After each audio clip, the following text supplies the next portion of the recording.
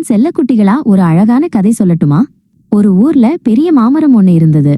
அங்கே முத்துன்னு ஒரு குட்டி பையன் தடம் தடம் அப்படின்னு ஓடி வந்தான்.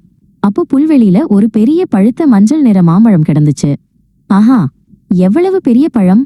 இது எனக்கே எனக்கு அப்படின்னு முத்து சந்தோஷத்துல கத்துனான். அப்போ என்னாச்சு தெரியுமா? மேலே இருந்து இலைகள் எல்லாம் படபடன்னு அசைய, சின்னங்கிற ஒரு குட்டி அணில் கீச் கீச் அப்படின்னு கத்திக்கிட்டே கீழே குதிச்சது. நில்லு முத்து, இது என் மாம்பழம் அப்படின்னு சின்ன சொல்லுச்சு. இல்ல சின்ன, நான் தான் இதை முதல்ல பார்த்தேன், இது என்னோடது அப்படின்னு முத்துவும் விடாம பிடிச்சுக்கிட்டான். முத்து அந்த பழத்தை இழுக்க பார்த்தான். அப்போ அவனுக்கு பாட்டி மீனாட்சி சொன்னது ஞாபகம் வந்துச்சு. முத்து பகிர்ந்து உண்டால்தான் மகிழ்ச்சி பெருகும் அப்படின்னு பாட்டி அடிக்கடி சொல்லுவாங்க. தூரத்துல திண்ணையில உட்கார்ந்திருந்த பாட்டி மீனாட்சி முத்துவை பார்த்து சிரிச்சாங்க. முத்து யோசிச்சான். முத்து மெல்லச் சிரிச்சான். சண்டை போடுறது தப்புன்னு அவனுக்கு புரிஞ்சுது. உடனே மாம்பழத்தை பாதியா பிரிச்சான். இந்தா சின்னு, நாம் ஏன் சண்டை போடணும்? பாதி உனக்கு, பாதி எனக்கு.